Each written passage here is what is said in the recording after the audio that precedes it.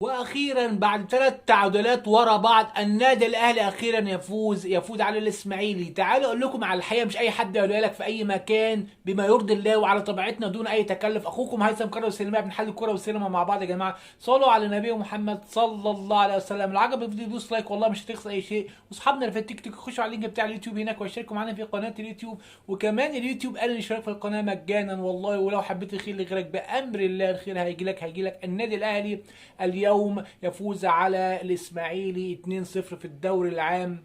وطبعا يعني الاهلي رصيده دلوقتي عنده 30 نقطة، في المركز الرابع للأسف في الدوري، في مباراة متوسطة من حيث الأداء.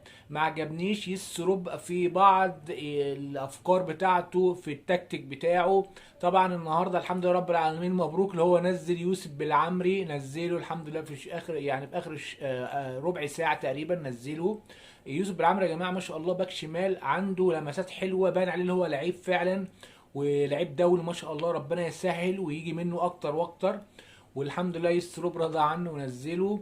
وطبعا بن رمضان جاب جول، يا جايب جول بن رمضان في الدقيقه 30 تقريبا. يعني حلو بن رمضان صراحه، انا مش مصدق لان هو كان خلاص نايم في النن خالص، في فرد كان نايم خالص بن رمضان. فربنا نفخ في سورته سبحانه وتعالى وجاب جون النهارده من باص جميل من حسين الشحات. يحصل دربكه ما بين مدافعين نادي الاسماعيلي، تيجي الكره سبحان الله بتوفيق ربنا وحظوظنا كاهلاويه، تيجي الكره في رجل بن رمضان يحطها تاكلينج كده ويروح واقع جون.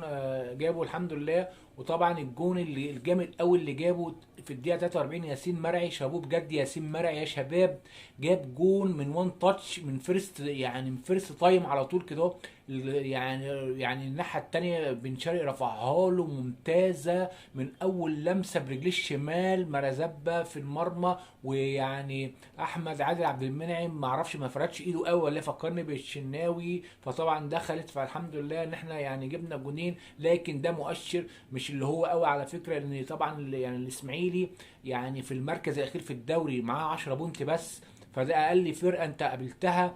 ولعبت مباراه متوسطه، يعني المفروض ما كنتش جامد، ما كنتش فشيخ، المفروض مثلا تغلب 5 و6 بقى وترزع. ده ما حصلش، فده مؤشر دون المستوى، مش اللي هو قوي.